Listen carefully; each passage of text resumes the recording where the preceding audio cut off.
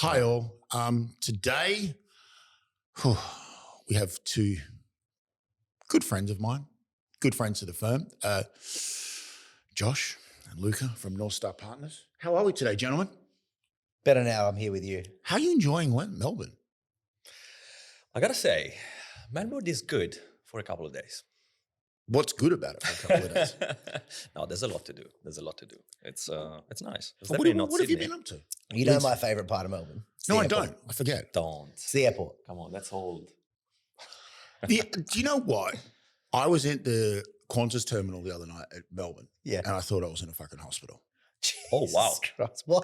It's so just bland. That's what you get for flying All my Qantas. friends that work in Qantas, sorry, but We don't have any. I don't have any. I do.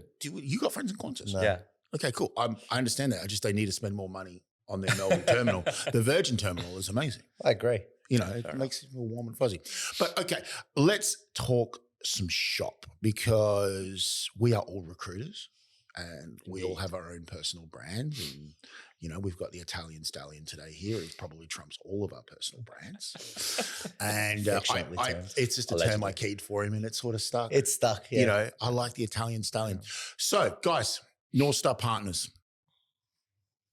In a nutshell, for people who don't know who you are watching today, what's North Star Partners all about? So North Star Partners even, was founded with a pretty simple ideal, right? We've been in recruitment together for 20 years nearly. Yep. We focus on three core areas. That's cyber, everything in that world, data and AI. Yep. And executive search across the top of all those functions. So really, technology, yes. Yep. But those core areas are what we're really well known for. And it's funny because it was kind of something that organically happened. We were talking about it a couple of years ago when we first decided to do this thing. And we kind of went, hey, I think the market is naturally moving in a direction. This is before ChatGPT was a thing, but you know, machine learning and things of that nature, we were working in that space quite a lot. Luke has been in cyber for a number of years. The biggest issues for every board at the moment are actually that triangle I just kind of told you is exactly the same for everyone. Now, what markets do you mainly service? Sydney only, exclusively, a little bit of Melbourne, all both national. markets? All national in Australia. Okay. We cover all Australia. And recently we're expanding in the US. That's the next step for us as well. Seems quite logical for you guys. You spend a lot of time in the US. Having a recruiter base there is probably a very good idea considering your network there. Okay, first question I have for you guys. Leaving the corporate hub network facility that you had, what's been the biggest mind shift that you've had to work on to bring North Star Partners to reality? Well, I guess like the main difference is ownership.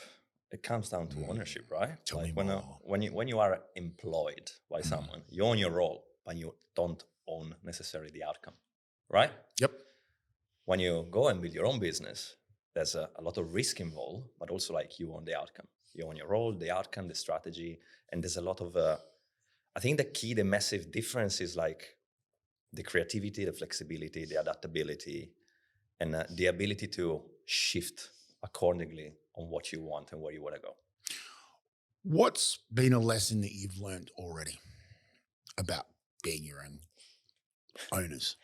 I reckon it's a couple that you can kind of pinpoint pretty easily, right? And there's all the obvious ones, like let's fuck the obvious. You don't. If you want obvious shit, go on another podcast. Level of depth. Okay, well, I think that anyone that works for anyone's an idiot now, because if you're paying PAYG, then you're getting screwed. Now, I thought that before, as you know, I had a business at 23, 24, so I've kind of learned that experience, but I say that in the sense of, the man always wins. And I think unless you're playing the game at the level that we are and trying to do good things, then I think that's a bit of a change. The other thing I would say is that the government is not our friend. There is no government in this country that is helpful for small business. Okay. Being an independent recruitment owner now of 13, 14 years, I get it. However, I disagree. I have to disagree too, to be honest. Well, good. We're here for disagreements. Hit me. That's why I think you two work so well together. Oh, we don't, but continue. Still the beginning. I believe, yes, that tax, PAYG, payroll tax, FBT is excessive in Australia. However, until we overhaul the tax system, it's the system we've got. But I do agree with you, working for, starting your own recruitment business, this is my third, is very rewarding, but I believe it's a different mindset. Like having to go through my own odyssey, my own story, watch the podcast, guys. There's multiple podcasts that I've spoken about this, but developing the mindset and the skill set to become managing directors. You're not, how many recruiters have we seen go from, shit hot BD, shit hot recruiter, bad business owner? Heaps. The vast majority, I would say. Yeah. Without even fear of contradiction. I think, and we've seen this wave of companies and communities designed to make people go and be their own boss. Yep. I think that there's a vast majority of people that aren't able to do it. Correct. The stuff that you and I talk about and that we've talked about is the back end, like, the ATO and talking about payroll tax and all these other bits and pieces and industrial manslaughter, which we've talked about ad nauseum. Yep. These kinds of things are things that these communities are designed to keep away from the business owner. But the business owner is still culpable for these things. Absolutely. And to the listeners out there, what we're discussing is being present and understanding your entire realm of directors' liabilities. Liabilities, thinking policies. Okay. So North Star, I love the name. I love your branding. I love your personal brand. Both of you both got really strong brands. You're more popular on LinkedIn than I am. He's fucking more popular on anything. It's the face, You're welcome, my friend. You're welcome. It's the face. It's the accent. How are you guys going to grow the North Star brand? Not giving away trade secrets, but in a very competitive marketplace at the moment, because I see a new recruiter starting every day now. The barrier to entry is so low. Yeah. How are you guys going to grow the North Star brand? Yeah, I'll take that one. So I love it that you ask each other or tell each other. We knew already. That's his space. He's got this. He's got this. We respect fuck each other. off. To be fair, we could probably finish the sentence for each other because we've worked together for so long. But Synergy. I like that's it. the scary part, to be honest. So starting a business with your best friend, right? Like it's best friend. Sorry, I say that. It's no, coming back to the question. So how we took the time to understand our why. Okay. And when you know your why, like inside and out, you actually know, and it's easier to know your what and how. Mm-hmm. So how we're going to do it is like leveraging technology, first of all. Like we use technology, AI, automation, all these kind of tools to enhance and amplify the human touch. That's our why. We bring in like the human at the center of our business model. That's basically why we started North Star Partners. Seeing the industry going in some way, we went the other way. And AI, technology, automation are going to be critical. We're going to scale in a sustainable way. Okay. That's the idea that we have. Because we thought about, all right, we can scale. We can I think that the days where the recruitment company are scaling fast, hiring multiple recruiters straight away, size, volume, etc. are gone. Yeah, absolutely. Gone. You need Margin's to specialize. Not there anymore. Yeah, you need to specialize. You need to be a specialist. You need to provide a value to your client. Mm-hmm. It's quality over quantity. Mm. That's how we're gonna do it. And of course, regional as well. We're gonna go in the US. We want to scale globally at some point, step by step, not burning the pace. Because I think pace without purpose and strategy is just noise in the end, right? We were asked this question yesterday. Literally, someone asked almost verbatim the same question. And I think the answer to it is absolutely everything that Luca's just said, but also the difference between the recruitment company of the future and the recruiter of the future is very different. So in what way? Well, look, when you and I started, we're only a few years between when we were working, well, certainly when you owned your own business, it was, and even when you started, it still had a bit of this, right? It was you're on the phone 24/7. You've got yellow pages, your fax and CVs. LinkedIn was blocked when I joined my first company, which is madness when you think about it now. Oh yeah, and then they tried I to know take who your it. first company was. What the fuck? Yeah. And then they tried to take the license with them Yep. whenever you left. So that happened a That couple I times. heard a lot. Yeah, that happened a couple times, and then I realized that it was my account, so they didn't have much of a leg to stand on. But anyway, Yeah, no, point it's being, I think that was the early days of the personal brand for a recruiter. it didn't exist really back then. But Yeah. the evolution of that means that what you're building now is brands and business together, right? Yep.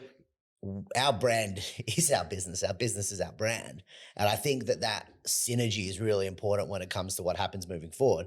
People that we hire, the recruiter of the future is someone that is going to build their own brand. It needs to align to our values, as does all our client base. You know, we were talking this morning about a particular client. I said I'd never work with that industry and that sector. I think it's not aligned. He went, but you would work in that sector. And I went, yeah, that's a really good point of looking at it, right?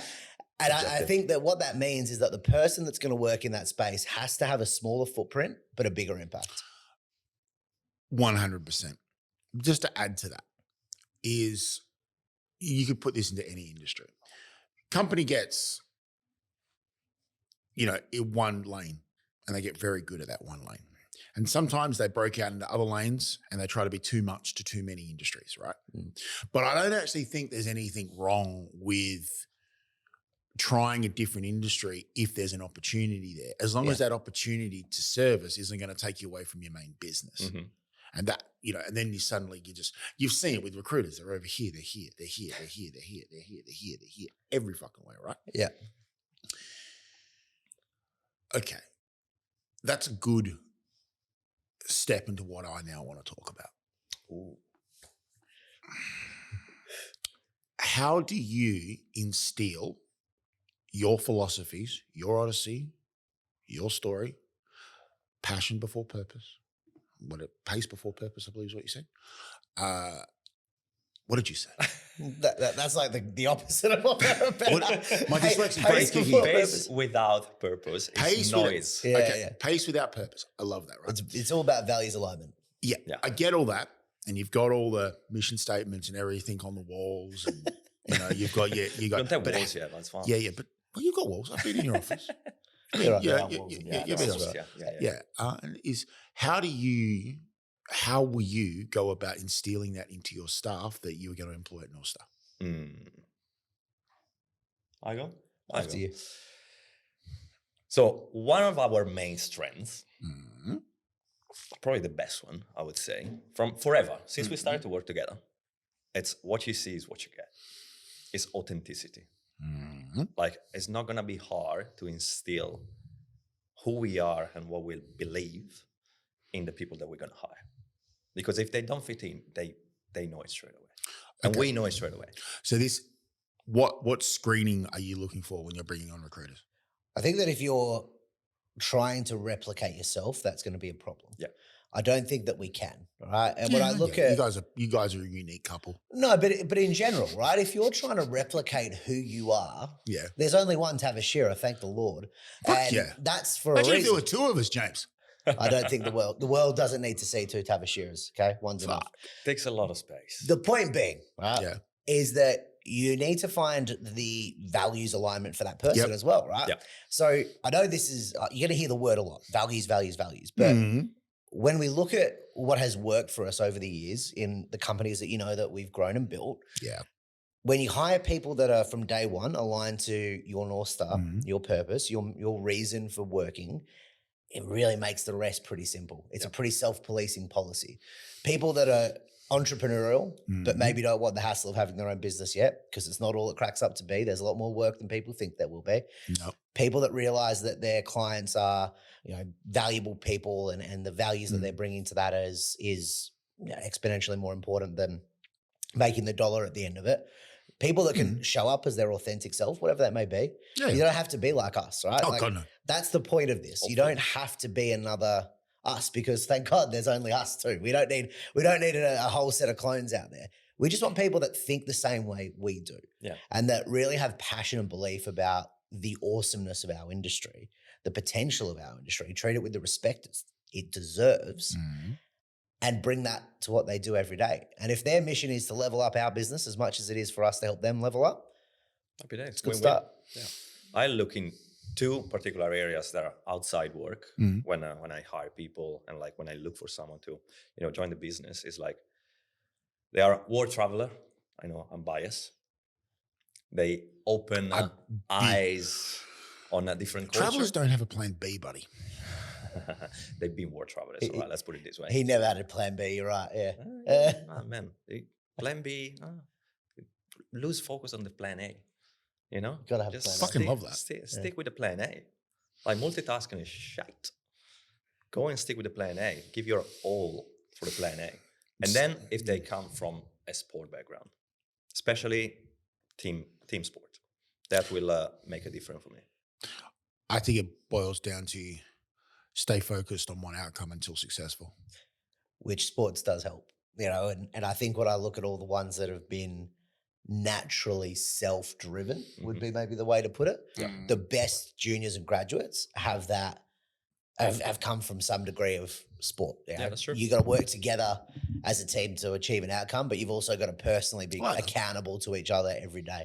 And I think that's a really interesting fact that a lot of people I know have actually, wanted to recruit with like former athletes and the like. Plenty in recruitment now. Recruitment and sales. I think that's the industry where like export people like succeed the most. Because like in sport, if you're good, if you are like player at a certain level, any kind of sport, you gotta show up. Doesn't matter. You gotta show up. You might have already answered this question for me, but I'm going to ask it. Why do clients and candidates love North Star? I mean, you guys, candidates only want to work for you. They don't want to be placed by you. Clients love you. Why? I mean, I think you'd probably have to ask them, right? I'm asking you. I don't want to be the person to put words in their mouth, true. but if you were to... Please do. I'm insisting. If you were to force my hand, if you were to make me make this discussion... My podcast, my rules. Yeah. I would love to have you on ours at some point. Oh my God, that'd be fun. Because then, the my podcast, my rules will come out. I don't think you'll like it. Anyway. No, it's fine. I can take what I give, so that's fine. Yeah, that's true. To answer your question, I think that our beliefs on why they do is probably somewhat different to why they do. But from day one, our mission statement with our clients was, listen, we're not going to have 100 clients. Yep. Right? Our client base is quota-based. I know that's a weird way of putting it. No, there's only so many in your space. Completely. Well, no more. We only want to work with a handful of people each. Right? And as we grow, we'll add a few more clients to it. The whole piece is that we know everything about our clients. We know who cleans their offices at night. We know what sport they play on the weekend. We know these things about them. Yep. You get very personal with your clients. Yeah, we do. Yeah. I know you don't like how much we go to meetings. You think it's strange. But for us, FaceTime is un-AIable. It's not going anywhere. All right. The ability to sit this right here is where the magic is, right? I guess where my recruitment and your recruitment is different. Mine's outcome based, as in I need someone to do X, Y, Z. I need that piece of steel stuck together. I need that engine built. I need that truck done. Like Correct. where you guys, it is kind of outcome focused, but it's also culture driven. And you've got to make sure that you understand the team, you understand their culture, you understand what they do on the weekend. So then when you bring people to that, because I always look at your recruitment as very tribal, as in you're adding to the company's tribe. That's technology to a degree Well, as well. I mean, that's also one of the reasons why we build North Star. Like we want to make for our clients recruitment as a competitive advantage for them. Like this is like something that's going to shape the industry right now, and it's shaping the industry 100%. right now. Like if you screw up your recruitment processes as a business, you lose revenue, you lose time, and like you lose people as well. And these are the three things that like make your business successful at the end of the day. Human capital is the biggest cost for most companies. 100%. So I'll tell you a very recent mistake that I've made in the last 12 months with TRS. I didn't hire enough recruiters in 2024 to replace, and it cost me huge revenue. What's a mistake that you boys have done with North Star that you want to go on the record about? I really thought he was going to tee that up and be like, you haven't hired enough recruiters exactly. yet. No, what we discuss personally and what we discuss with James, two very different things. Yeah, it's not a record. Off camera, you haven't hired enough recruiters. You haven't hired. Hire. Tomorrow. Yeah. Do you want to take the mistakes? I mean, we just started. Oh, but this is where you make mistakes. You don't know what you don't fucking know. Sometimes probably like take things for granted Yeah. Tell me more. too much. What do you mean by that? I feel there's a story there. Yeah, Like, you go back to basic at the end of the day. Like recruitment is not rocket science. Like no, I never fucking said it did. Yeah, anyone who claims it doesn't know what the fuck you're talking about. Client need to fill the role that is strategic. We fill a role. It is an art. It's art. It's 100% an art, but it's 100%. not fucking rocket science. Like the outcome. Yep. Like the demand and outcome. Like it's pretty simple, right? You can't skip the process. You can't. And probably sometimes we skip the process and it bites us back. Are you implying that when you were a part of a bigger corporate entity, you took certain things for granted because you had people in those positions to kind of take the slack up so you could focus on a certain type of style of recruitment? And then when you went and started North Star, you didn't have that around you, but you still had the same mindset that you could still recruit the same way. Is that what you're trying to say? That's not an unfair assumption, but I don't think that's where you're going with it. Yeah. Then tell me where you were going with it. Literally, sometimes you think like, right, I'm good at this. I can skip the process. Okay. Do you want to give an example? Do you want to say an example, or are we just going to play a game of guess who here? No, I mean, I know what he's referring to, right? I think that the difference between not making a deal in a corporate and not making a deal for yourself fucking hurts here. Yeah. Oh yeah. Every deal is like a bleed. Well, no, I was gonna be positive there. That was like every deal is like winning, the grand final, and every deal that falls through at the final stage. That's a bleeding. That's proper bleeding. I know. I wasn't getting there yet. I was trying to go positive first, No, but I think. Yeah, I get it. Am I kind of on the right path there? I think where you come from. I had a massive team. I hadn't really recruited for ages. So I'd get roles in. You were doing more strategy. Throw them out to other people. Yep. Make sure that they delivered a degree. And I think now being back in the coalface, being on the phone every day, there was probably an element of going, I don't know whether I'm still A, wanting to do this, or B, good enough to do this. I figured out pretty quickly I could do both. But you just kind of have to reset what you do day in, day out. Just so for our listeners here, I fully understand what you're saying, and I have to stop myself from jumping on back in the front line with TRS. Like sometimes I just want to dive back in because it's my happy place. And if I'm having a fucking shitty week at the office, I'll just dive into my happy place, go do some recruitment, sort this out, sort that out. But then I'm like, this is not me anymore. Like I need to step back, bring the other recruiters in and say, okay, I need you to service this client. I need you to do this. Now, I also have to understand that they're doing it their way. Even though they're using all the training and everything, still at the end of the day, it's still them doing it. One of our mentors said to us, and it stuck with me. This was before North Star, by the way. So this was when we were still out doing other things. And he said, I've never done a deal in my own company. And I thought, I like that. Fuck me, that really hits hard. His whole point, his ethos behind that was, I don't need to do deals. It's not about me. It's actually about giving to the other people and uplifting them. We're not at that stage. Right now, it's us and, a little bit of work. So everything we do is hard work. Every day it's for us. So I synergize. That's good. See, TRS's branding used to be TRS Resourcing Tavis Ryan Shearer. I'm aware. Yeah, and that's... You got to start somewhere. You got to, exactly. And you got to start somewhere. And I think what I'm trying to get across to our listeners and people that watch this, people actually do watch it. More watchers than listeners, I bet. No, we got stats on listening. I haven't seen it lately, but people are listening to it as well as watching. Face for radio, obviously. Have a voice, very calming. Come on. Hi everyone, it's going to be okay. ASMR. It's going to be all right. TRS version. Hi, Tavis. Hi. How are you? Hi, Italian Stallion. How are you? Oh, jeez. Yeah. Okay. All right. That's it. Back to shop. Past midnight. Yeah.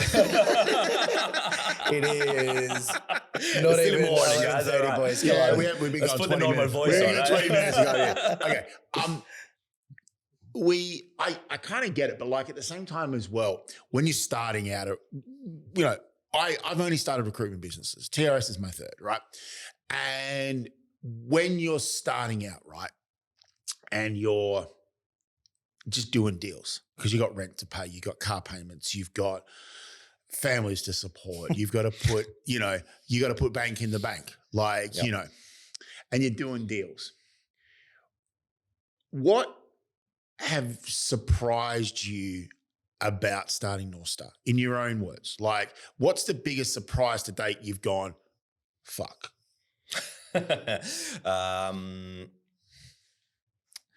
Not in a negative way. No, negative, positive word. Just yeah. Because you have this plan and you've been in recruitment for so long, and X normally equals Y, and 1 + 1 = 2, and A, B, C, and then suddenly you get a completely different fucking outcome because of a different environment that you now find yourself in. Yeah. Look, the expectation while we were building North Star and thinking about North Star, like, all right, we have like this connection, this is going to be a friendly, this is going to be a great client, this is going to be a great partner.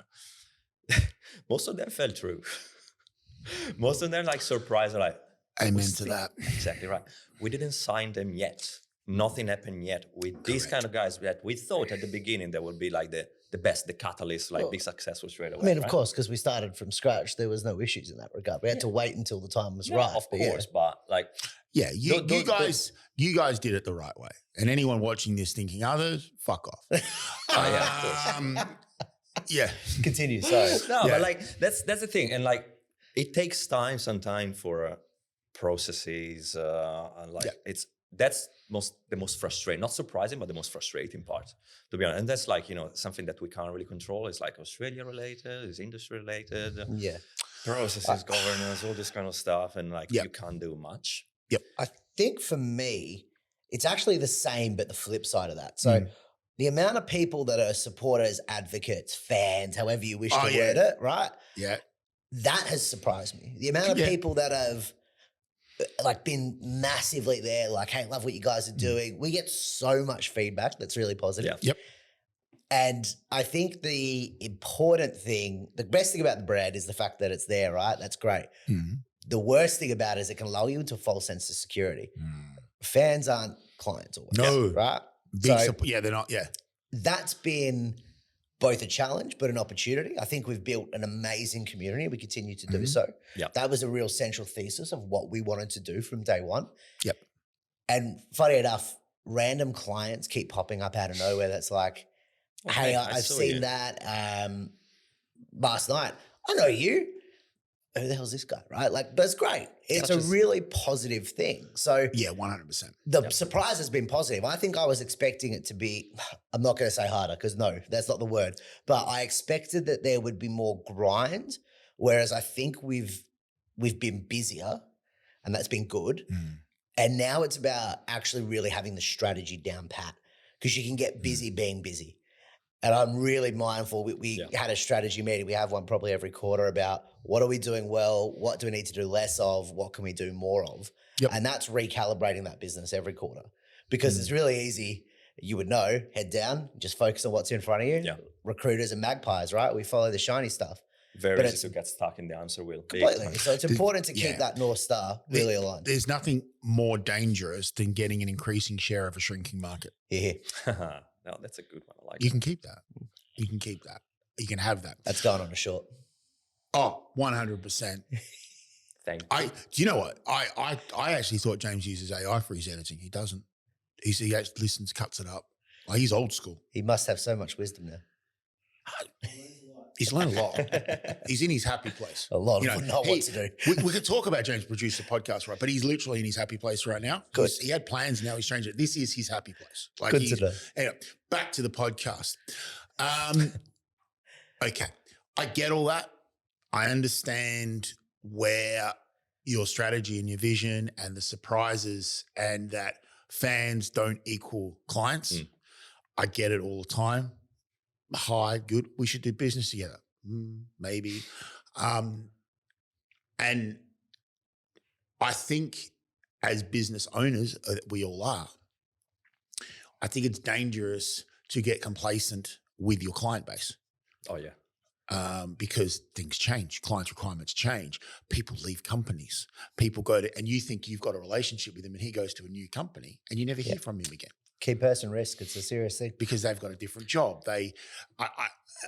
Something happens. So how does North Star grow? Because obviously you've got a limited resources with the company to what you guys were used to doing. Mind you, I've never seen you both happier, and I've said that to you before, and on a podcast as well, but you two are. He's always happy though. Yeah, but he's foundational happy. Yeah. He's base level It's happy. funny because you're being the positive one. I'm going the negative now. So Like it's he could lose a deal today and still be okay. I mean, No, you just don't see the razor blades. Yeah, exactly. Yeah, he just shows he's an Instagram highlight reel every day. I love that. No, I think the interesting thing about that point that you raised there is, to mine around the community and everything like that. It's really easy to say, hey, look, it's not to take it for granted. Yep. I think it's so important to highlight the fact that every single person that's out there saying good things about you, every single person that says anything about you is important, right?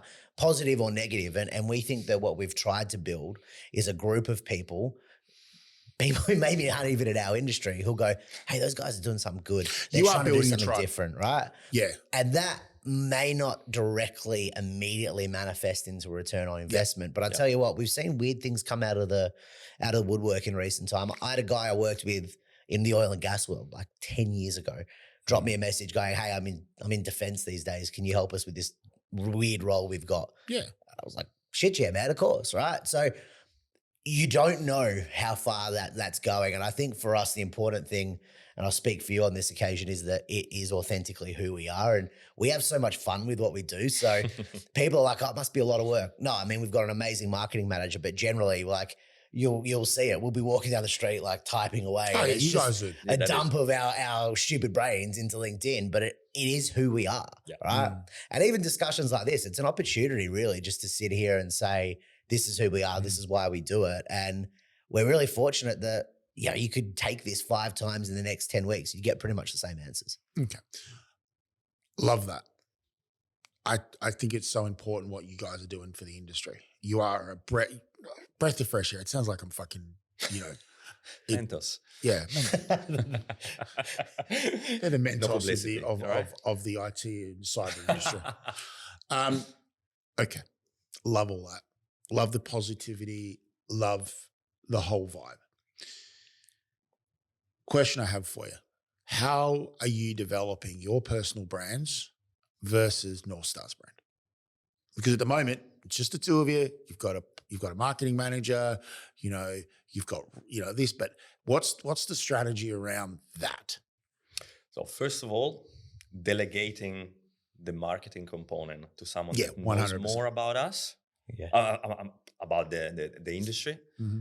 It's critical. But a lot about us too. That's really important. And about us as well. Like your Yep. marketing manager need to know you. Yep. Very Especially if your brand is you to begin with. 100%. Yeah. So our personal brand is like keep growing organically. That's fine. Like we work in the industry every day, every single hour. We grow in that brand. North Star reflect that. North Star partners reflect that. When it's going to grow and now it's going to grow organically with our personal brand and like embodying those kind of values that we believe in it. And like, it's just like posting and adding value to the industry.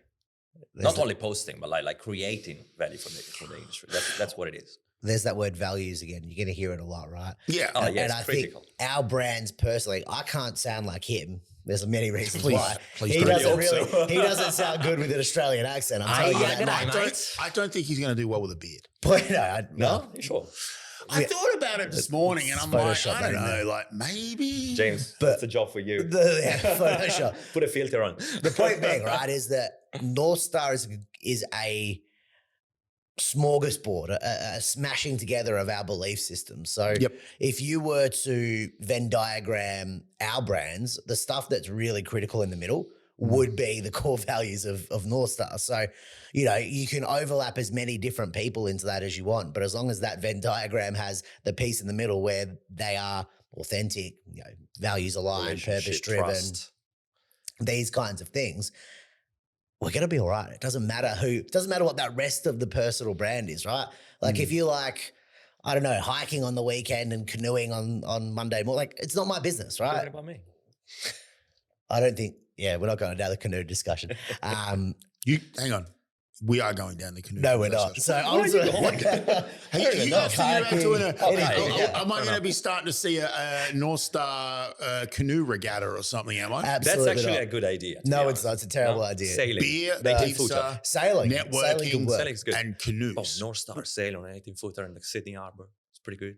Where It's the almost fuck do you go? Almost as good as it being on Vivid the other day. I know. Did you say that we're on the Opera House? No. A friend of Oh, mine mate. actually believed we pay for it. Yeah, you missed out. Anyway, point being, right, is the fundamental thing. That's organic It marketing. almost got it. Right? It almost got it. I know, right? I know. Yeah, it was on the Opera House the other day at the end of Vivid. Like, boom, North Star Partners, big N on the Opera House. Amazing. One of my friends like, you guys pay for that? But that's what you guys really are is storytellers. That's what we all should be in recruitment. Exactly. But yes, It's we one No, part but of being a recruiter. Okay, that's a great recruiter. Is a storyteller, right? And I've heard you on the phone this morning. I hear you on the phone all the time. You guys are conductors of your own orchestras. You bring the candidate together. You sell the best parts of the company to them in your tonality. And actually, I hadn't heard the Italian Stallion recruit for a while now. And when I heard him on the phone this morning, I'm like, okay, and yesterday when he was working at a TRS office he takes the candidate on an odyssey. It's okay, understanding what's going on, bringing it in, and then packaging it to the client. I think it's brilliant the way you guys go about your recruitment. Okay. It's funny because I thought his call this morning was dog shit. It was all right. It actually His one was, to be yesterday in the honest. office was like, I didn't have a coffee yet, so I was like, I was finishing my actually cappuccino. recorded it. He was and actually see- waiting to finish his coffee. Yeah. This guy was getting in the way of him my having a croissant, cup. come on. Come on. Yeah. Right. Okay. So we've spoken about lessons, growing a North Star thing. What do you think the recruitment industry gets so right in your industry? And what do you think the industry gets so wrong? After you. I start with the positive now. Like, No, whatever. you I was take the gonna go negative. there Yeah, too. exactly. It's Right. good, yeah. So, guess all right. I really see the change that is happening, especially in our industry, in IT, in tech. There's a lot of like specialized, good recruiter doing a good job. Yep. Having a good personal brand, and I can name them like on my hand. Like, there's not many. There's not many. But There's not a lot of recruiters out there with a big personal brand. exactly, and those one are doing well. I think there's 100, if that. Oh, that's a big number. Well, Yeah. you think about That's it. a How big many recruiters do you know that have an epic following? I'm talking LinkedIn because having a big recruitment following on TikTok or Instagram, I don't see how Still that not there, depending on it's the not niche. there. Depends what area you're in, right? Yeah, depending on the Yeah, niche. but okay, we could have a whole discussion on that. We'll come back to this. We'll Let's finish the Yeah, pros and let's cons. finish that. Yeah. Let's finish that. Yeah, no, like it's changing. It's changing. Like I think where are we going with technology, LLM and AI and automation? Like a lot of recruiters are gonna be without a job. I reckon so. I reckon a lot of recruiters are going to leave the industry. It's fine. It's fine. Like it's okay because like unfortunately the recruitment industry in Australia doesn't have a good name for a reason. But recruiters So- over the world don't have a good name. Yeah, I mean Same reason. Right. Same It's reason. business In model. some Try London, places are- fucking hell. more respected. Let's put it this way. But I thought that. yeah, and on a positive note, there are like good recruiters doing the right thing. So doing the right thing, being authentic, like being the right thing with client candidates, building that personal brand and like trust, relationship, community, and doing a lot of things for the community they work in, and that's good to see. It's good to see because like we don't really believe in competition. Like if there are other recruiters doing a good job, that's gonna uplift our name and it's gonna create opportunity for us. I think. It's funny because like AI can't replace recruiter. No. And recruiter actually are going to be more needed with AI Oh, yeah. rising that much. The human touch is going to be so important for a business. I think the gatepost is different. And, to Luca's point, I'm in a group chat with my two closest competitors because ultimately our end goal is to help the people that we're seeing. And we're aware enough of the fact that we don't have full market saturation. Exactly. There's people I don't have a good relationship with or I don't even know exist that some of my competitors do. And ultimately, if we put the people that we're working with at the front of what we do, which is one of the things that's been very important to us, that's more important to me than like, oh yeah, I'll try to like hold on to this person and see if I can get them a job. Let's get them a great job. Doesn't matter if I make the money, right? That person's career, what you do in helping them is worth multiples in the long run. Yep. It really is. And it's something that's been a course throughout both of our careers that time and time again has kind of proven to us that, hey, you give and you shall receive. People will come back to you. They'll say, hey, look, you should go and speak to Josh if you need to recruit, or, you know, he's a really great candidate, right? That's, again, building that advocacy. The negative, the negative side is that I think the number of recruiters is prohibitive for further growth. Now, there is the same amount of recruiters in Australia as there is in the city of London. So we're a $500 or $600 billion industry at last count. I think for next year, that's what UK or it's predicted to Australia? be. The entire world. Entire world. The changing, top 5 recruitment markets are UK, Japan, Germany, USA, and I think Australia is 5th or 6th, right? So if you look at that, where's the world growing? What's the economies of the world doing at the same point? Are they going in the same direction? I think that means that you're probably going to have some turbulent times for some of those places. But the need for the work that we do at certain levels is only going to grow. Will AI replace the need for transactional, fast-paced recruiters who can get someone there tomorrow? Yes, I think it will. 100%. But what it will not do is it will not go hire executives. It will not decide around culture. It will not be able to say, hey, Tav, you should have a chat with Luca because I think you two would get on and there might be something there for it. But it just doesn't have that ability. It's not that, it's artificial, but it's not intelligent. I agree. Transactional recruitment days are numbered. It's just not there. Question I have for you, right, is, AI, automation. Do you think recruiters should have a personal brand as part of them working for a recruitment company? Yeah, 100%. Well, I think so, yes, but I speak to my colleagues and they say no. Your colleagues in other recruitment owners or business owner, managers, owners. The idea is that it distracts from the goal of recruitment. Yeah, I could relate to that if it's not done appropriately. I've heard that before, and to be honest, yeah, if it's not done properly, that's how it is. Like, personal brand is not your goal. It's not your end goal. No. It's just a tool that you use to recruit better. To be known. That's how you recruit better as well. It's not fame. A little bit. It's. I think it's the new social proof. It's like taking references, right? Yeah. Like, I can see this. You go and look at a nice LinkedIn profile, and we would get it. And I'm sure you do too. Hey, I've seen you do this. I've seen that. I looked at your profile. I was impressed by blah blah blah. And the thing is, people are going to get different things out of it than maybe what you intend to, right? Yep. Like, I write something thinking that I want this person to go on a journey of this, and that person will go, "Oh, I read that, and I actually thought this was really interesting." I go, "Shit, I didn't think about that." But okay, good, right? So ultimately, you can't be everything to everyone. Which is why when we talk about personal brand, it's about authenticity. Mm-hmm. Anyone that does not have a personal brand, it's like taking a horse against a Model T back in the day, right? By the way, there's one of them for sale. I'll send it to you. Horse or a Model T? Model T. The fuck am I going to do with a horse? Just put it in the garage next to Lana.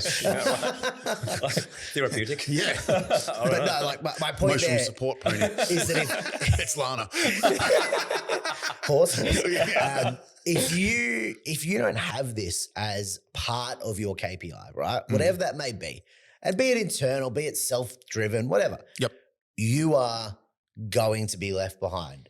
People who do not know you exist aren't going to know you exist. It's that simple, right? If you pick up the phone, cold call, like that's dying as well. It's revolving. Absolutely it is. Yeah. When was the last time you made 50 phone calls in a day to people that didn't know you and they picked up? Because I don't do that. In our day, we would have. And you would have got through to the vast majority. Okay. I'm going to throw a cat among the pigeons here. I do believe cold calling in itself is dead. However, if you're cold calling within your industry and you have a strong personal brand and you've been on a few podcasts, But that's a warm call though. and then you post a few selfies and a few videos and this, I've had a lot of clients that I've cold called recently because I wanted to try a couple of things.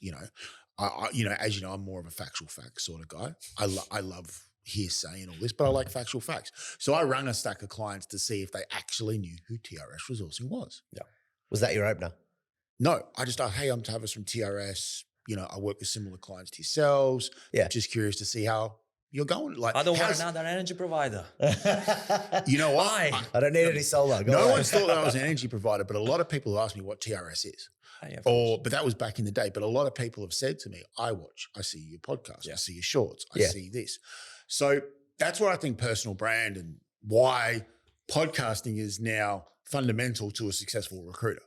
If you don't podcast, if you don't post, if you don't regularly, like as you guys know, I'm looking for recruiters at the moment. I need 2 at TRS and it is pissing me off. And what's pissing me off about it is I'm getting people applying through the job boards.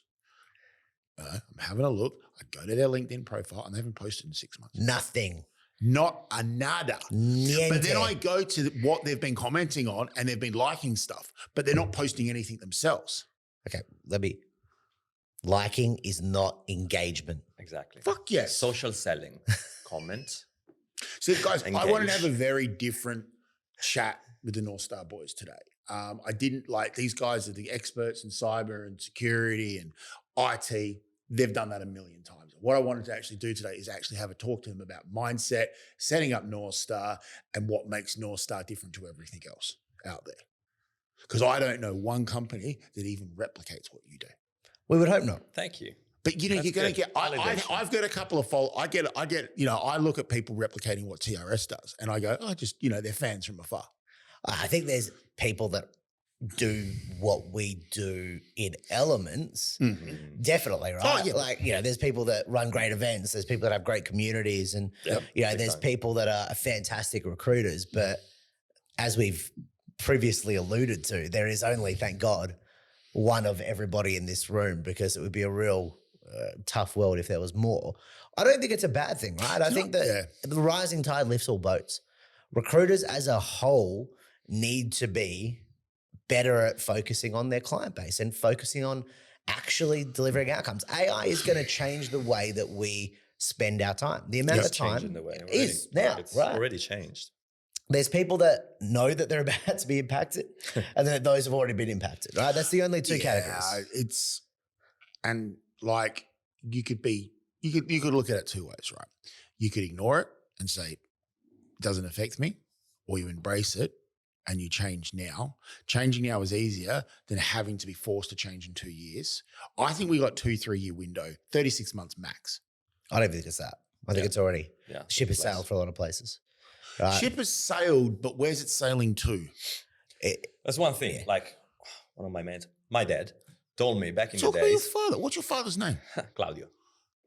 That's Claudio. Claudio for the For the Anglo-Saxon, Australian, for the Anglos, okay. Claudio. Claudio. My mentor, my hero. Okay. Could chuck anything in that. Anyway, he said, you can't fight the wind. You can't sail against the wind. It's simple. Like you gotta sail with the wind. You gotta exploit that. Like, you can't fight like the AI revolution. I'm going to borrow that from you. Well, from Claudio. Yeah, from Claudio. He's right. Shout out to Claudio. Wise man. He's very right. And a lot of people are, disrupt or die type mentalities, right? And I think when we wanted to start something, we didn't think what we were going to be doing was that disruptive. And it's fundamentally just a more human-centered way of doing the same process, but with better outcomes, more transparency, and ultimately, like I say, better situations for all parties, right? Do you think your odyssey to date is reflecting in your strengths and weaknesses at North Star? Individually? Yeah. Yeah.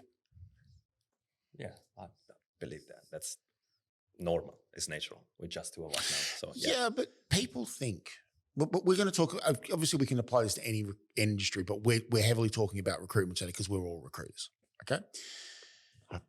Are we? We all sell people for a living. We've all got our paperwork. in we order. do all sell people, yes. Yeah, We do, yeah. In you a know, good way. and like you building a recruitment company is not easy.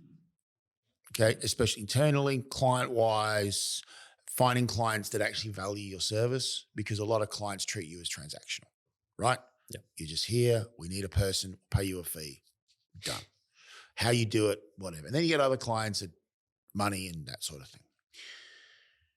But growing your company, North Star, to where you want it to be, Mm-hmm. obviously is going to require a lot of grit, a lot of determination, a lot of leaning into the unknown, because you don't know what you don't know. Mhm. Where do you think, without giving away trade secrets, because I'm assuming our competitors watch this, Of course be they nice do. if they do. Fans. Fans from afar, yeah. I think we've got a few fans from afar from Perth, but Definitely. we won't. Yeah. We got fans in Italy. We got fans. Oh yeah. We're Tell you global, what, mate. I don't understand anyone that would hate you, Mr. Italian Worldwide, Stallion, you see. but I'm sure there's a couple out there that really, I know a couple. Oh, Yeah, definitely a I know couple, a yeah. couple. I've lost my train of thought, but we're back. in Trade now. secrets. Trade secrets. How do you grow in this competitive margin environment, finding the clients that value you in versus transactional? We've all got transactional clients, Yeah, and they're required. It's fine. And how are you guys going to adapt with the AI? We've got the ship sailed. We don't know where the ship's sailing to, right? How do you guys, with everything changing and automation and all this sort of shit, still also remain grounded to your core values of North Star? Sorry, I lost my train of thought there for a sec. There's to bring that back to what you said, there was a few bits there. How do we grow in a competitive market? Yep. Then how do we know where we're going to go with AI? Let me do the growth in competitive. You can do the AI. yeah. Oh, And good. I think there's a clue in the name about a ship sailing, and I think, but how are we going to grow? Well, look, put simply, the way that we look at it is the recruitment company of the future is not the recruitment company of the past. Mhm. You think about the fat that was always in recruitment companies. Massive amounts of resourcing talent, massive amounts of recruiters, largely mediocre billing, small Yep. amounts, and really bringing down the overall profitability of a business. Yep. Our model is actually probably closer to a law firm. It's How so? well, first off, it's a partnership. The clue is in the name, right? So people that come on board as part of the business are given pathways to the partnership. What that means is that everybody who comes in from the day that they're a graduate, day one, they walk in fresh face, ready to sell some people, to the day that they're up at the top table, know their pathway and they know our mission and goals. The really important thing, I think, is it's not about us here, right? Mhm. It is right now, today, absolutely, because Yeah. it's our job as custodians of the brand and the business to Custodian, like head in the right direction of where we think it's going to go. But we talked about this years ago. We want specialists in their divisions, people that are the best of the best in the sectors that we work in, be it cyber, be it data, be it executive search, be it legal, be it HR, whatever, right? The door is open down the line. But the goal is not to have Luca and Josh and a bunch of people. The goal is to have Luca, Josh, a bunch of partners, people that are pulling in the right direction, and then everybody aiming to be at the partnership table. So I think, the future of recruitment companies is more meritocratic than it ever has been. Mhm. And I think that most recruitment owners, particularly those that are the smaller ones that never get past the 15, 20 person size, Yep. we've been there, it's about me. And from day one, our decision was, we. Yep. And that sounds like us now, and it is us now, but where it's going is a conglomeration of people that are pulling in the right direction. So hiring is critical to that, getting the right people in, selling that vision from day one. And I think because we had so long to plan and we thought about it so deeply for so long, we were like scratching things out on holidays and sending text messages. Oh, what about this? Or I've just thought about that. We really nullified kind of what that looks like. We actually asked, what does the recruitment company of the future look like? So this question We asked we've asked ourselves, and multiple times. I think that's the answer to it. It's not we own X amount of this, or you come and be with us to work for us for a number of years. Like, we want people that are going to be with us for as long as they can, as long as their journey makes sense. I fully understand that. I mean, people are dumbfounded by the tenants here at TRS. Like, you know, I think our longest service employee is 9 years. It's empowerment. 8 years. Yeah. Yeah. Okay. We've spoken about this a little bits and pieces, you know, people that we get advice from, mentors. I have a circle of influence. It's made up of business owners, large Greek family in Perth. It's, you know, I have, you know, a small Welsh family in Sydney. Yeah. So, I have a circle of influence, but how important has been your mentors, your circle of influence in making you who you are today, and then also for North Star? Critical. I think when you start a business, your circle of influence is what make your business successful. 100%. Like, and that's the main difference. Like, for a successful business, the business owner need to listen. What Josh say about ego, me, like that's you know, my baby syndrome when you start a business. Like, North Star Partners has set up from the ground up, from the beginning, to be its own entity. Yep. Now, of course, as you say, it's Josh and Luca. Fine. It's not set up for being Josh and Luca forever. The circle of influence, like, it's about like the diversity of like background that you bring in and you listen to. Mm-hmm. I got friends that are like business owner, CTOs, CEOs, like completely different people that don't own a business or anything, that can give you that like advice at the right time that like actually makes a difference. And it's the difference. It's all about how you elaborate those advices. Like, if you truly listen and then you elaborate those advices into your business, that's where it makes a difference. I'll add something to that. I don't think North Star Partners should be anything more than you two at the moment, because you guys don't know what you don't know, and you need to learn the ins and outs of the foundational pillars of North Star before you start growing this, of course, you know, this cult, we will call it. The cult of North Star. Whoa. You can worship me, but he doesn't have enough hair for that. Okay. No, but I'm a perfect God-looking cult leader. I gotta move. My hip is kicking hard. Are we talking Jonestown? Are we talking Waco here? What kind of cult are we talking? I can lead a cult. I'm all up for it. I'm ready. When you build, I'll tell you background. So I was working for Nathan Colborne in the UK, resourcing group, technical resourcing, community resourcing, right? That thing was a cult. And I saw it grow from a small business with about 30, 40 people in a share working office that should have only probably had 20 fucking people in it. Right when I started working there, I was here, my colleague was here. There was like a row like this, and you couldn't get out of your chair until break, right? Because we were all just sanded in, right? And that thing grew. Yeah. And like, it was a cult, and everyone was in that. And what I'm saying is a successful recruitment company, a boutique firm, has to have that mentality of, not family is the wrong word, but they have to, they have to have that, you know, we're all in this together. Do you know, I've been waiting for this. Me too. So you're going to say? I'm going to say. You're going to say. So we both take issue to the whole, we're a family thing, because it's bullshit. Oh, right? It's fucking 100% bullshit. North Star from day one, right? We are high accountability. Okay. But we're not family. It's not family. We're a high-performing sports team.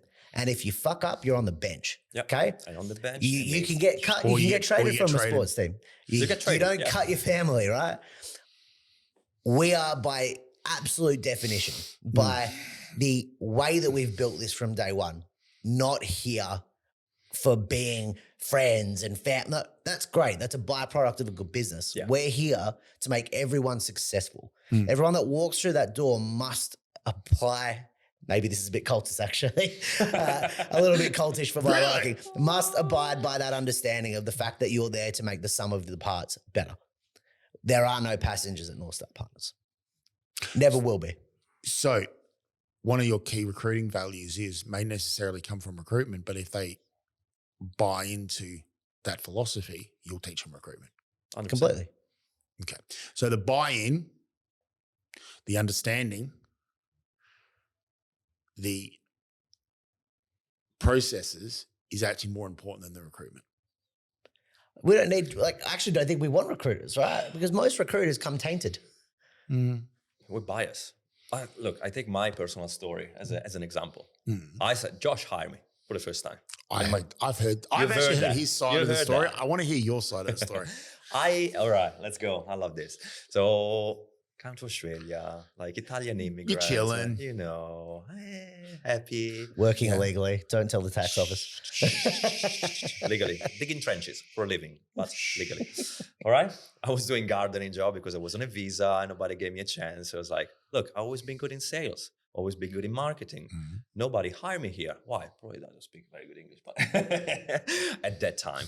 But anyway, I was trying to find like a job in sales, marketing, etc. I had horrible experience with a recruiter. I talked with the big firm, had a couple of meetings, more than a couple of meetings, wasting time, like promise, ghosting.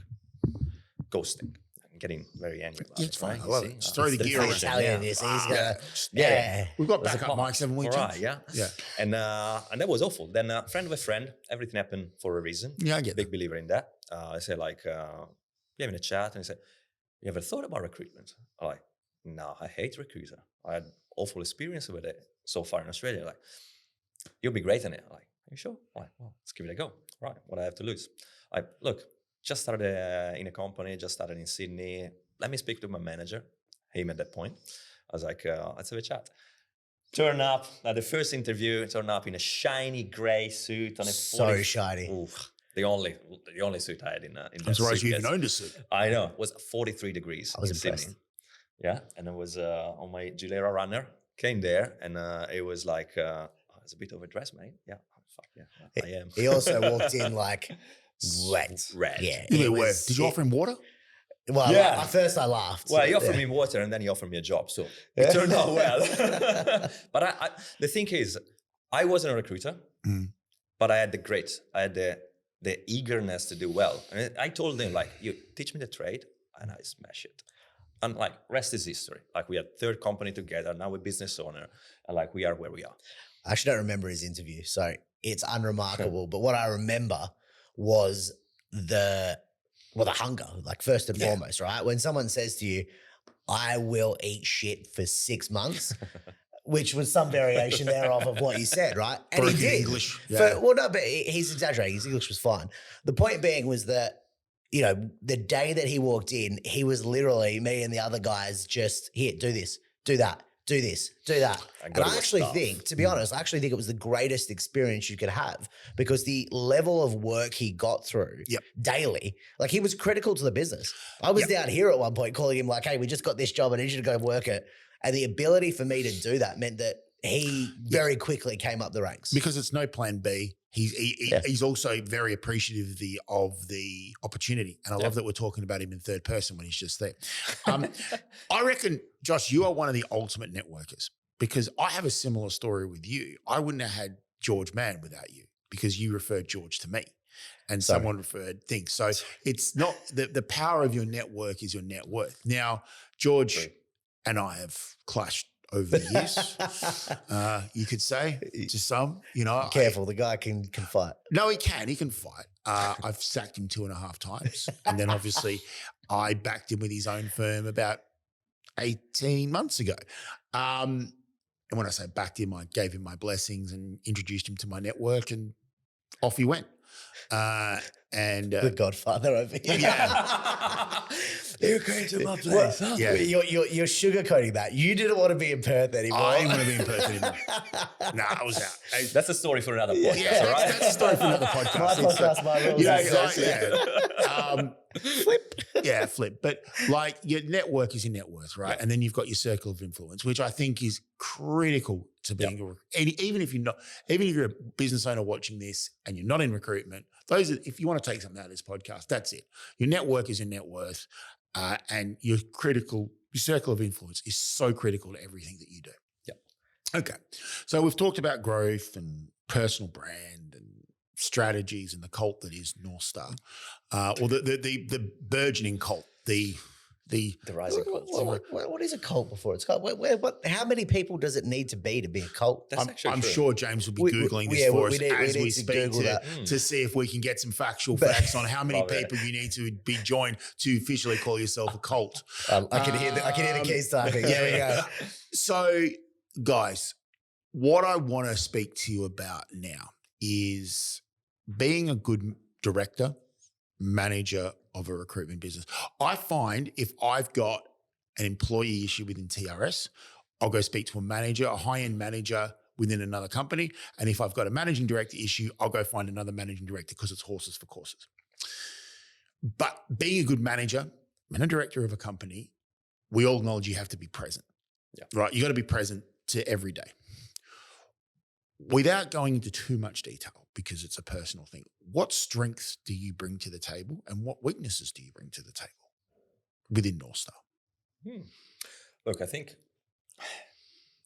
one of the good things between us two, we really complement each other. In what way? Like with overlap. Yeah, with overlap, of course. Like Yeah. We're still recruited at the end of the day, but like we definitely have some skills. You're way more organized than I am because I always think hard. he's more operational these days and you're more recruiter. It's definitely more operational, but like we're overlapping.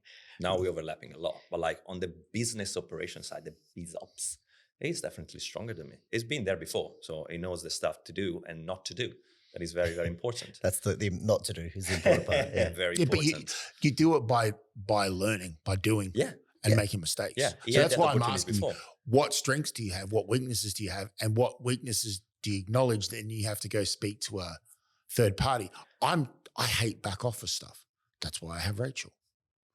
You know, I'm very thankful for Rachel. But that's like,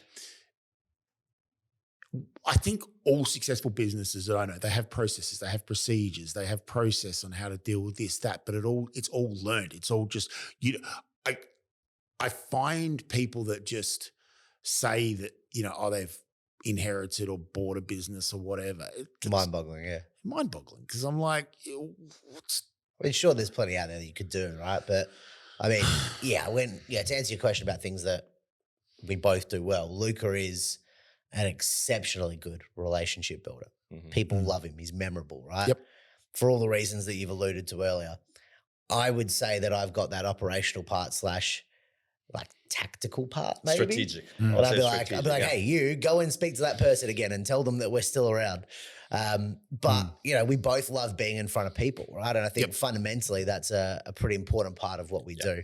We both love hosting events, having the opportunity to meet our community, having the opportunity to help our community. And I think that where again, that Venn diagram of overlap is that we both are really passionate about wanting to build this to be something exciting. So that means that if Luca has to do a BAS payment one time, even though I don't think he knows where it is, it will work, right? Call me. Yeah. Yeah. Call me. Don't give that a crack. Call me. The circle of influence coming back to that is very, very important. Yeah. Luckily, the circle of influence stops at our accountant, so it's fine. Yeah, But exactly. Thank you. Look, ultimately, both of us are trying to pull in the same direction. It's just, the strengths and weaknesses component is Luca's forward facing. He's doing all the discussions out there, building things. I'm also out there having conversations, but his area is different to mine. So we're kind of now, I'm learning more about security. Luca's learning more about running exec search processes and having discussions at board level. And I think that the goal is to eventually almost be replaceable. Interchangeable. I could walk into a CISO meeting as much as he could walk into a board meeting, right? Like, I think that shows the strengths of what you guys bring to the table. And that's, I've all the recruitment business I've been involved with the exception of one, I've been the sole director. And it's more, I think it comes down to more,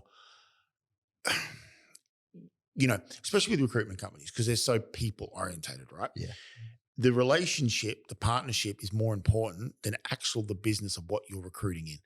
Because if you could be in the hottest sector right now with clients ringing you nonstop 24/7 with orders, but if the partnership between the directors is off, that business is fucked. Hey, we've seen it. You're gone. We've all seen it. We've all seen it. I saw it with the company I was working for in the UK. Jesus Christ.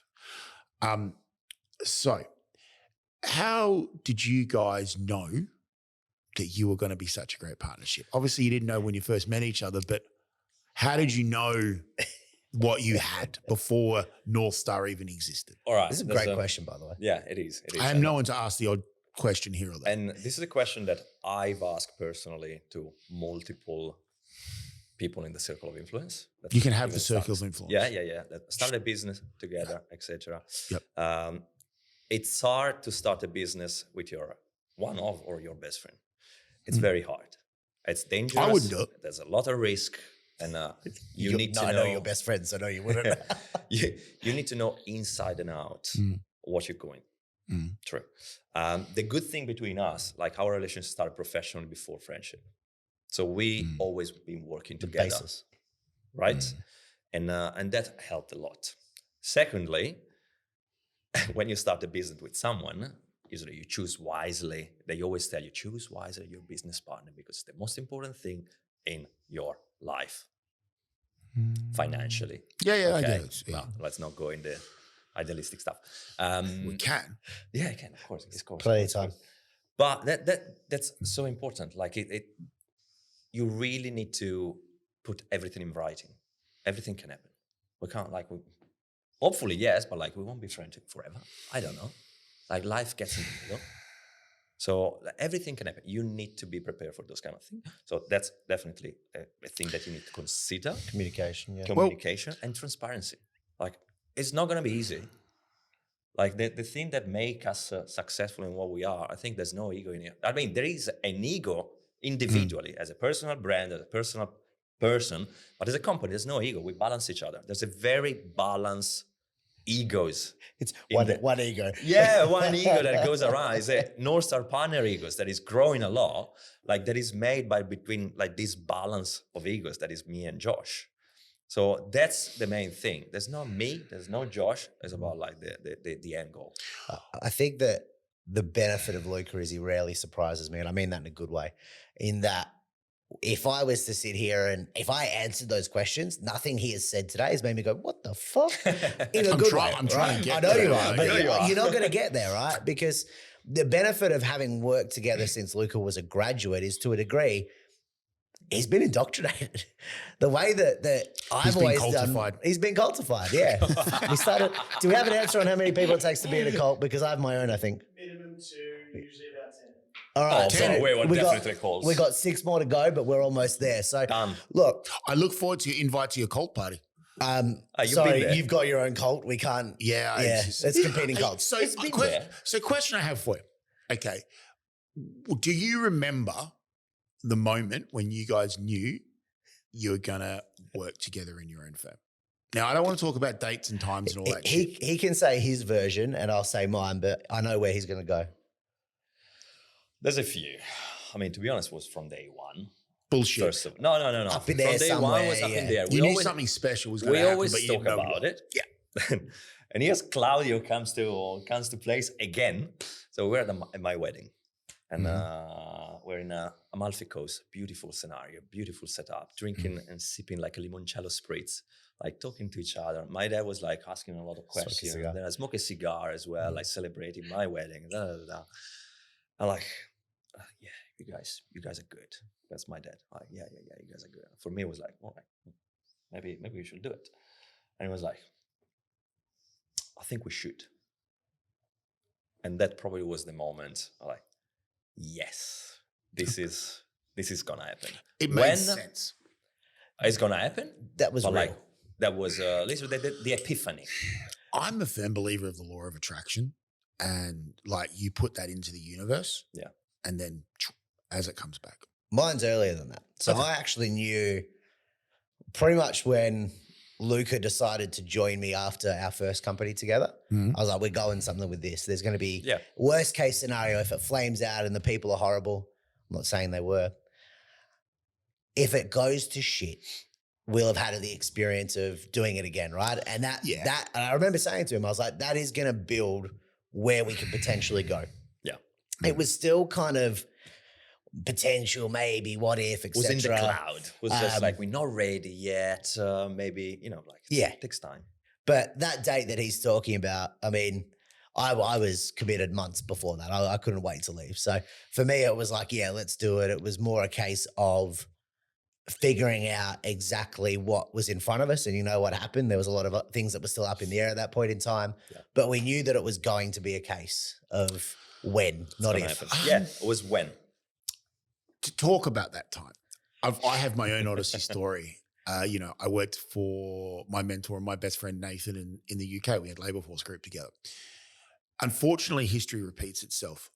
And you see certain patterns of behavior and certain things. And then I'm just going, hey, there's a familiarity to this situation. And you voice your opinion. Yeah, you're a cynic. Yeah, listen, I believe that everyone's on their own path, their own Odyssey, right? But certain types of behavior show up as client development, candidate development, backers, venture capital. Venture capital is always circling around the recruitment industry. Of course. You know, there's always an element to it, right?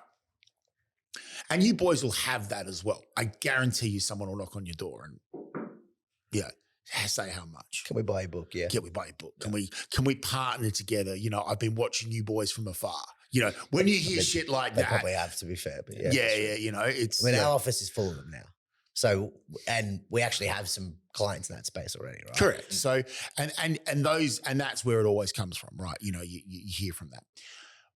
What's your overall vision for North Star? I mean, we've discussed this and, you know, you want to do this thing, but like, what's the vision 10 years from today? What does North Star look like 10 years from now? Let's do a follow-up podcast in 5 years' time and then 5 years after that. I'm not going to give you 10 years if you don't mind. Man, No. CEO of NVIDIA does a 1 year by year plan.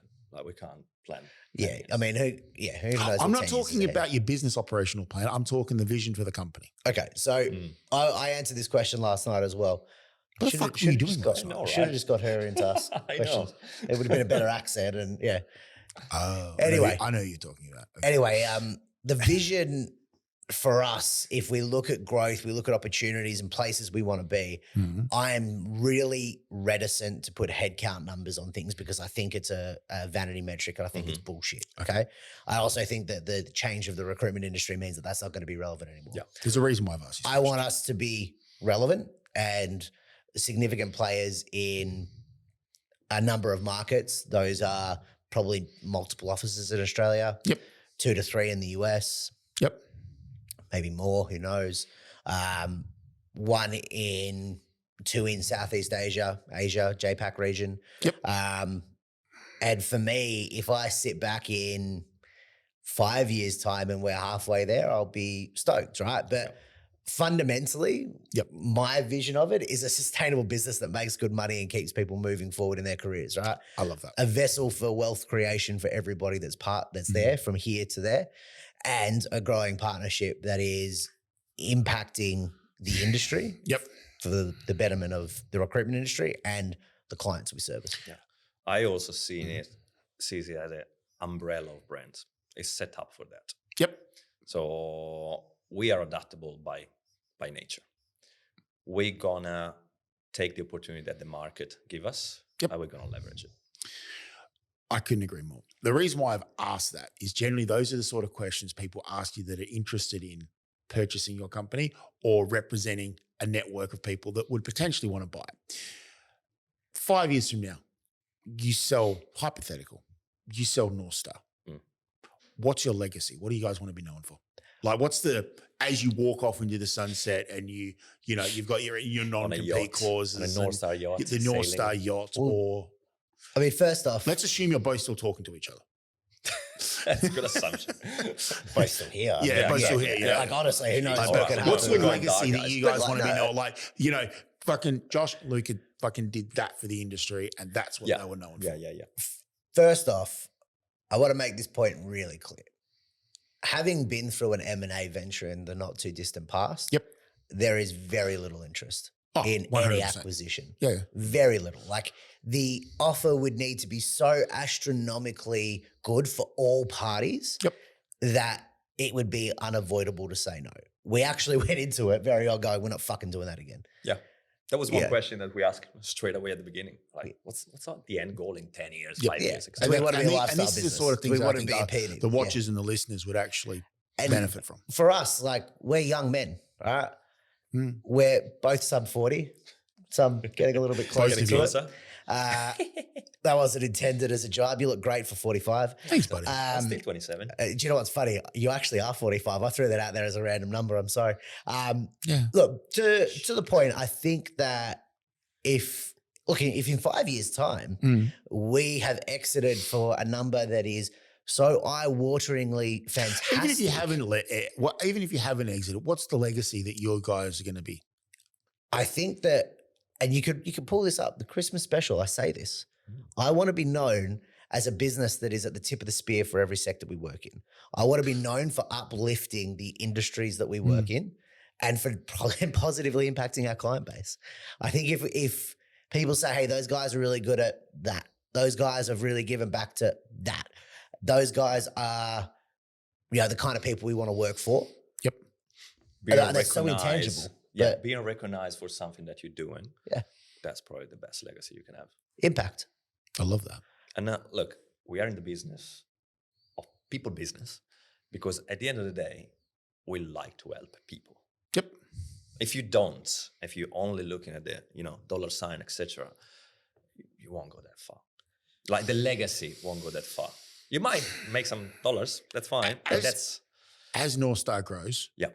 so does your hunger to feed the monster. Of course. Well, actually, I've recoined this, the cult. So you've got to feed the cult. No, we Right. haven't hit 10 yet. So Yeah, we haven't taken, but yeah. so money, the bigger you grow, I hate to say this, the more focus on money you have to have. You need to as a Have to. business. At the moment, you guys are, the one thing I miss with TRS, the startup culture vibe. That was awesome. Like now, established business, yes, still do fun things, still got every streaming service under the sun in the office, still Culture. Yeah. culture, but we're no longer a startup. Like we've just celebrated 8 years, right?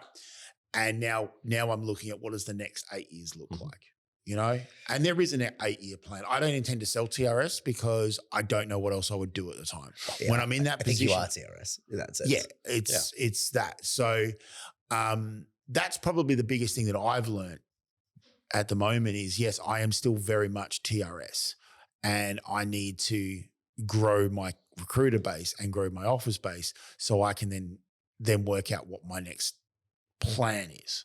And that's kind of where I'm at. You've alluded to I'm 45. Yes, I am. That was unintentional. I apologize. Oh, shit happens. Fuck off.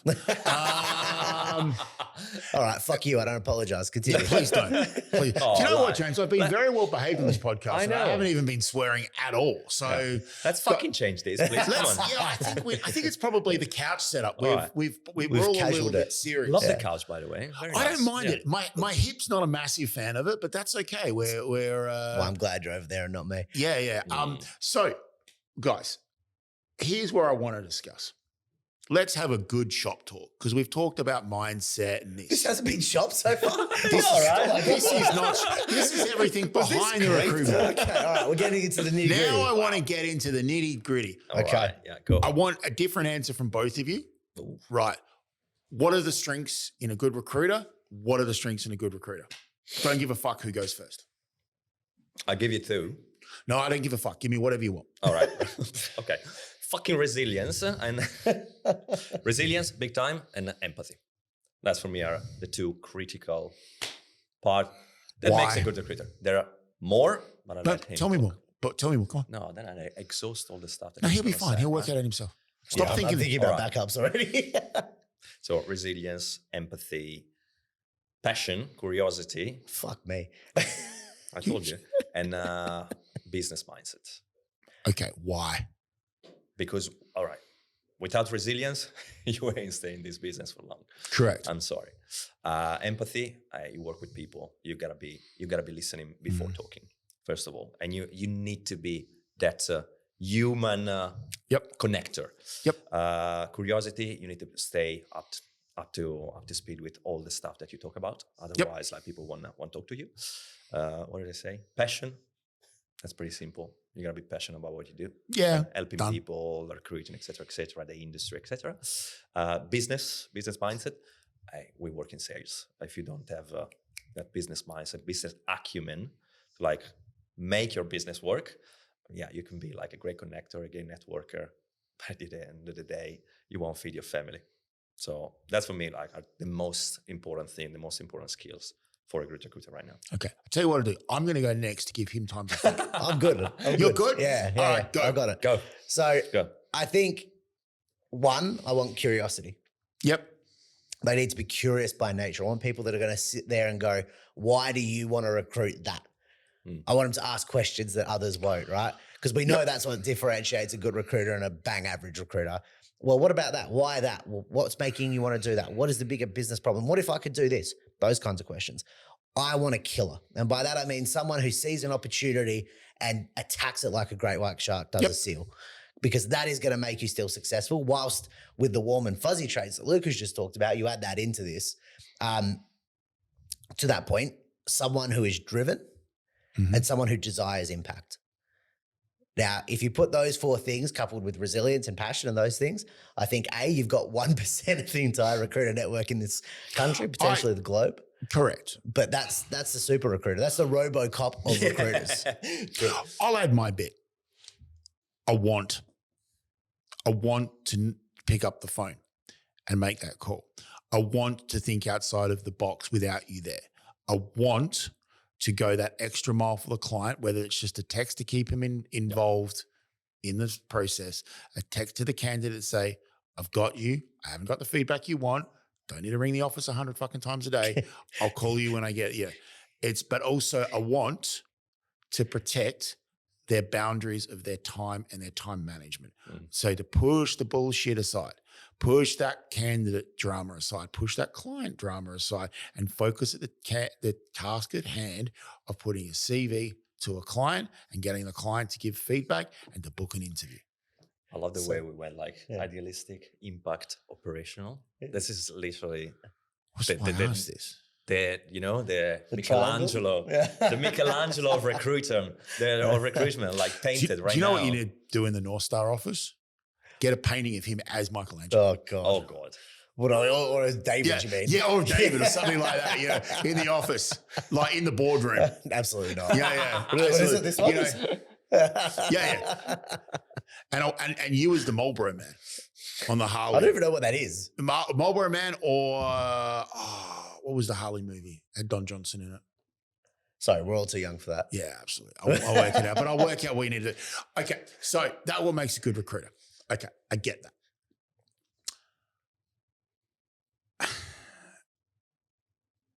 What makes the ideal client? Like, it's different for everyone, right? I think someone who's self-aware is a big one, right? And I say that in the sense of being self-aware of the fact that they need help, or being self-aware of the fact that, hey, look, we've written this really long, elongated document to tell people that this company does Y, but the reality of the situation is the person's going to walk into X, right? Yep. Someone who understands and values the relationship and understands what we bring to the table. And I think someone that is willing to and wanting to invest in a relationship. Yeah, I agree with that. There's a bunch of other things about like metrics and everything like that. But to be honest, fundamentals. Yeah. I'll tell you what, my ideal client pays my bills on time. Within reason. Fair enough. Within reason. Like I am the master of getting deals sorted on the back end, right? And that Talked about this, didn't we, this week? we spoke about this week. But at the end of the day, I think it goes deeper than that. Understanding the relationship, why your clients are using you. Yeah. Like they need stuff, but they can get stuff from anyone. Completely. Why are they using you? Yeah. Why are they using you? Why are they using me over someone else? Is there any areas of, look, I can't help but turn it on him. Is there any areas I knew you were of, waiting for this. I know, sorry, two podcasters enter a room and there's a podcast. Any areas of like industry outside of financial that you would disqualify a client for? By that, I mean, it's not someone who has a credit issue or anything like that. Is there? How they treat my recruiters. There you go. Thank you. Elaborate, please. I have mostly female recruiters. I've always mostly had female recruiters, and the amount of bullshit that they've had to deal with on a Mhm. site base is unacceptable. Yeah. And I've disqualified a couple of clients. That is Good sad. payers. It's not surprising though, is it? Not Unfortunately. surprising, but it's sad to see still. See, you're values driven too. Don't pretend course you're not. I'm fucking values driven. Of course I'm values fucking driven. It's a But cult, like- as a cult as well. Like I have my own little cult. Yeah, absolutely. I think cult is a good word in the recruitment circles because you need to build that. You got to talk about circle of influence, but I also talk about circle of operation. Like, and that has to start generating its own gravity pull, right? So then clients, how good are you? How happy are you going to be when you bring recruiters on that bring clients on that you've tried to bring on, but have got fucking nowhere, So and they good. bring them in, oh, it's amazing. How and good. you go, Yeah. holy fuck, it works. Yeah. It's not just about you and it's not about Luca and it's not about Josh. Like But it can't be. you right? can't be, but that's what you need to build is that gravital pull where they're starting to bring their own clients in Yep. and their own deals and they're just coming to you for guidance. That is such a, You've done your job. you've done your There, job. You've done your job. Okay. Question I have for both of you. When developing recruitment staff, is it better to develop or is it better to use rec to rec? It's subjective. It's very subjective, case by case. Go deeper than that. All right. If a rec to rec comes and say like, I got the best recruiter for you, and the rec to rec like need to understand what we want, what we need, et cetera, who we are. And if they bring someone, I'm happy to pay. I'm happy to pay. If he's the right person that comes in. Define how they come to you though. Because I've got a story with rec I to will recs. never say no to a conversation if a rec to rec actually align with the value that we have. Yeah, I And think that's not. Well, I was going to say there is one rec to rec famously is blacklisted. You know, I hold grudges. So there is one rec to rec that better never, like just don't bother. Doesn't matter. But the vast majority I found genuinely Very good. are wanting the best for their client base, right? Yep. So my get point being is that I think if they actually are trying to get to know us, and there's plenty that know us via our brand or Community, you know have networking, spoke to us or et cetera, something. yeah. I'm not opposed to it. I just think that, as Lucas said, our whole thing is so intangible about who we are and what we look for and everything that we've just spent all this time talking about. Apart from sitting and watching this podcast and then trying to sell back to us, I would think it would be very difficult for someone to nail that. I hope Rec to Rec's watching this podcast. I have a Rec to Rec that has never rung me, never emailed me, just emails me on LinkedIn to say selling. Never called me. Like, and my mobile's everywhere. And then doesn't understand that I've got recruiters on maternity leave at the moment, so their emails are on forward to me. And the same email, the same month, she's trying to pull my stuff out. Portion. Okay, I got no issues with that. Yeah. No, you Yes. can't. You can't have issues with that. I don't have issues with that. What I do have an issue with is you have no relationship with me. You've never bothered to call me. A couple of Rec to, I don't know. I think Rec to Recs was scared of me because they've only started to call me in the last 12 months. And Mate, we've been going a long time. I think most people in the Would be recruitment scared. industry. Well, I don't know. Maybe they're just scared of my industry, technical blue collar. But we've now got a property development, real estate construction division, and I find it fascinating. I think that Rec to Recs are effectively recruiters who recruit recruiters. who recruit, but they're just sitting behind emails and emailing me and can't even be.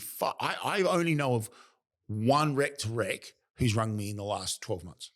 I mean, you answer yourself. Those recruiters, and not only rec to rec, like recruiters do that as well. And like those aren't going to be replaced. Those are the ones who are going to lose the job. Well, this is what I'm fucking getting at. Like, why does a Rec to Rec need to exist, right? If they're not going to ring me, do Rec to Recs ring or email you now?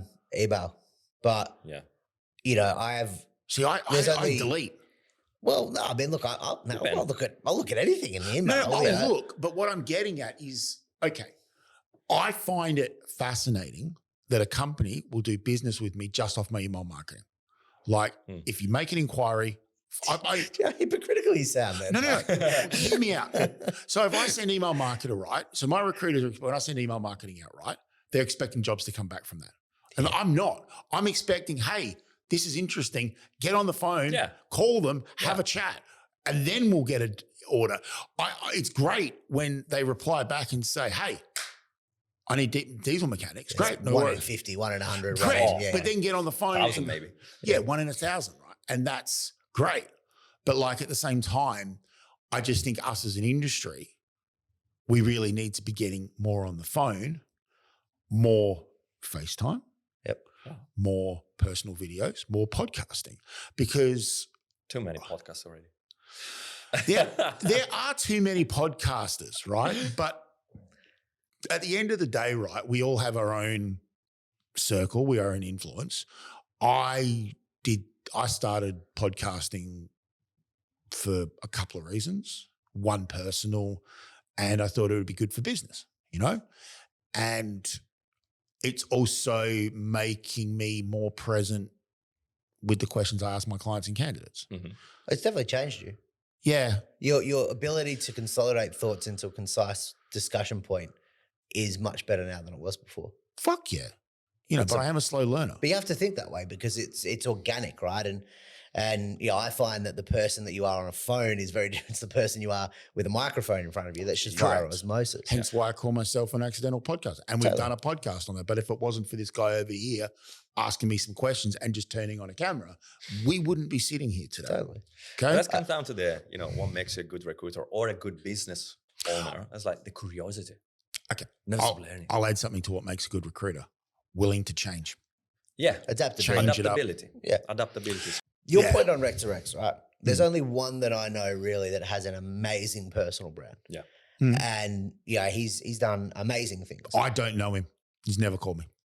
Never sent me a message. But again, Different industry probably. probably doesn't necessarily have to, right? But this is like, are we expecting too much of people that have already got massive client base? We are on the face of it compared to, say, the thousands of companies with 10 to 200 employees. Are we really what they're after? Let's be honest. Oh, we're going to be honest finally. Okay. Okay, Today, honesty. everything's been just, we've been full of This is shit. bullshit, Turn right? to honesty. Yeah. No, are we really like literally the main target No. for a rec to rec? No. We're hard work comparatively. Coming back to what makes a good client. A client need to have good jobs to fill. If they don't have jobs to fill, it can be like the best and See- pathetic, great in paying Yeah, time. yeah. If he doesn't, if he has like one job every 2 years, is he actually a good client? No. He's a good advocate. I've had a good experience with Rec to Rec. I went through Rec to Rec to get a job in London. Mm. And I was with that company 6 years. So I was sales through a Rec to Rec to Technical Resourcing, which rebranded to Resourcing Group. And and the funny thing is, it's the only deal that company ever did with Resourcing Group was me. There you There go. you go. And they just got my CV on a whim. They were doing, I'm pretty sure they were doing legal, banking, IT recruitment in London. Mhm. They got my CV. They just sent it out to some technical blue collar recruiters and they got a bite. There we go. They never did business with Resourcing Group ever again, but I came through it. So I've had good experiences with Rec to Rec, right? I'm just saying that in this day and age, I don't understand why more Rec to Recs don't call me and don't call you. I get it. You're a boutique firm and not everyone wants to work for a boutique firm. But at the end of the day, this is my thought process. The big recruiters Mhm. are fracturing. Okay? Definitely. They're going down different routes. They're starting brands behind the big brand to make them look like that's right. So as the industry evolves and we can become more specialized, right? And this is not a bash on Rec to Recs. Like I haven't got a Can be if you want it to be. no, I just want us as a recruitment industry to fucking be more fucking dynamic. Like Big ask. big ass. Like ask, yeah. just fucking call me. Like send me a text. I'm going to just say one thing. They don't need to.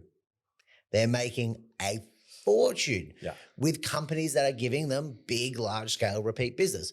we are difficult to recruit for comparatively, right? We are. Because we have expectations work. that are why. Now Now work with smaller words. let's just say that I'm a rec to rec for a minute. So I'll just Mhm. become a bit more of an asshole and less values driven. And I'm just joking. I'm sorry. And I decide to get miraculously, North Star just got blacklisted from all the rec. Yeah, right? It's just went dead. We love you guys. We love you. Everything is like staged. That's not true. The ones not that true. the ones Yeah, that I that's know true. like them know Oh, that man, I I like know them. you They hold like a your grudge. Look, authenticity. but Anyway. hold on. Shut up. Back to my point.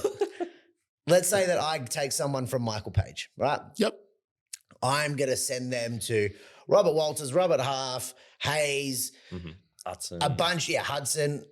It's hell, right? Mhm. And if I don't get a nibble out of that, I've failed. That's simple. But I will, because that's the industry, right? The job is all right, let's flip it. Luca and I start a manufacturing company tomorrow. Mhm. You're not about to go and call us and say, hey, do you need a Boilermaker? Yeah, I would.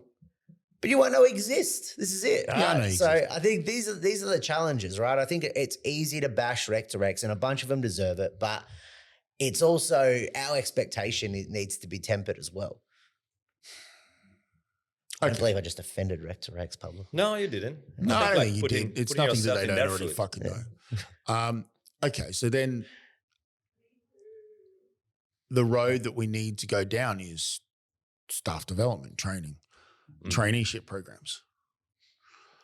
That's where I believe we probably need to be as an industry. I think we need to look at our place in the industry, and our place is to train, develop, inspire, But at the end of the day, there's a reason why big end of town recruitment's not working. There's a reason why clients are coming to smaller companies. There's a reason why I look at us as being fast and dynamic, right? And I've been Staff Shore accredited now for 4 years, and I will go on the record to say, as far as I know, I was the first independent one-man band recruiter to be Staff Shore accredited. When I was still working out of my Carlton apartment, I went through the Staff Shore, right? Like, we're doing all this stuff as an industry, right? And, we've got awards and, I believe you hold a Saucer Award. I have a couple of Saucer Awards. You've got two. I've got two company ones. I've got two. I've got two TRS ex-recruiters that have both got Saucer Awards. So, the industry is starting to recognize us, right? And I'm not bashing the big end of town. We've all got really good friends in the big end of town, right? And as far as I know, they're a little bit envious of what we can do, because they don't have their reporting structure. Envious of their resources, but yeah. Yeah, exactly. How do boutique firms grow and get the attention of the rec to recs, to get the attention of the big end of corporate client end of town, like without under the SME banner of, supporting small business? I don't know if that's even been working that much anyway. No, right? you know what? It's bullshit. It's a fallacy. It's a fucking Yeah. yeah. Like we support a small business. A rather large Australian airline that shall not be named gave me the single worst tender I've ever received in my life. It was like 90-day payment terms for anyone that did more than 10 million in turnover, which is the vast majority of any Sounds like they had recruitment boring companies. terminals too. No comment. Yeah. And I look at that and I go, well, you can talk about supporting Australian businesses and small businesses and things of that nature, right? But when out of the ASX top 50, the vast majority of tenders that I've completed and worked on, and generally having got on a large number of those, particularly large mining clients as well, all of those make it harder for businesses of our size to even transact with them in any way, shape, or form. There are some other caveats that make it a little bit easier, but we don't tick any of those diversity boxes. So it's tough. I think, the best way to do that is you have purpose in your growth. You know where you're trying to get to, and you work with aspirational businesses, right? Like, I will often say to people, listen, if you want to work for the ASX top 50, I'm not your guy. It's not me. That's not what I'm about. But if you want to work for companies in the 100 to 200 that want to be a top 50 company, we're about that, because that's really what it's all about. It's about companies that are trying to grow, trying to be aspirational, trying to make impact, that's where I find, we get the most enjoyment in the work that we do, but also where, back to our points before, you can have the greatest impact. Yeah, it's timing. It's about timing that you helping that company to grow, and adaptability. Yeah. When the company reach that stage, you gotta change. See, Nothing I lasts believe forever. it's time in the market, not timing. Myself Yeah. personally, like, Well, both. yeah, it won't. But Still timing. like, the harder you work, the luckier you become. The harder you supply one market, the 100%. longer you supply it. Like, I love it when, you know, small little ASX listed companies ring me up and say, sort of, I love those sort of deals, right? And I actually want to bring on more of those sort of deals. But like, it's difficult to grow a recruitment company in today's market without doing things like this. Mhm. Correct. Okay, I invest in this monthly, you know, and has podcasting brought me a new client? No, but it has opened the door to new opportunities. So it did. But Indirectly. but it indirectly, did. yeah, indirectly. Funny enough, a lot of people that I get on the podcast, some of them are clients, some of them are not. Majority of people that want to come on the podcast want to tell an odyssey. They want to tell a story, Of course. right? They want to say their piece, right? And, you know, we've had some really interesting guests on and diverse backgrounds. And, you know, Seen a few. yeah. The Christmas special is going to be interesting this year. And, you know, Don't talk about the war. yeah, don't talk about the war is that. So I guess the question I have for you, and it's a big one. With your base of 2 and your funding structure and your cost of doing business, right, is higher than the big boys out there who self-fund the right and have a fucking 100 people in their marketing team, right? Yeah, but that fucking multi-million-dollar office every. Exactly. Yeah. Right. Yeah, exactly. Where does North Star fit in that environment? And I know we've talked about a lot of things, but how does North Star fit? Because you're all, you know, the clients that you're going at are not small. No. I mean, some of, but not all of them But- at all.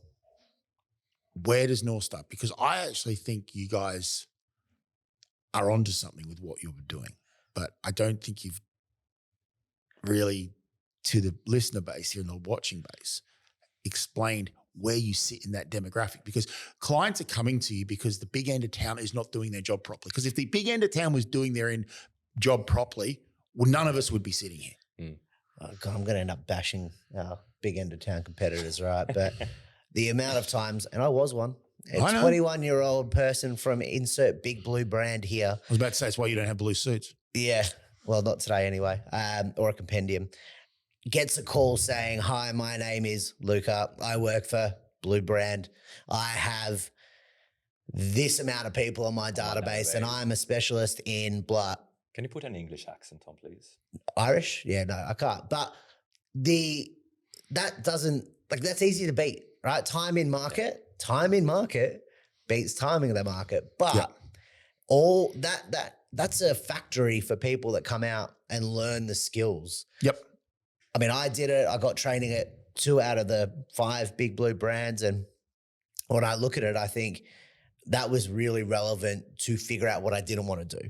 Now, how we position ourselves against that is actually very different, because they're going in trying to take the whole business and do everything. Our piece is, hey, look, we'll come in and we're going to Tomahawk cruise missile your problems as opposed to carpet bomb, right? We're in here to find security issues. We want to work on niche things. We're here to focus on building data capabilities.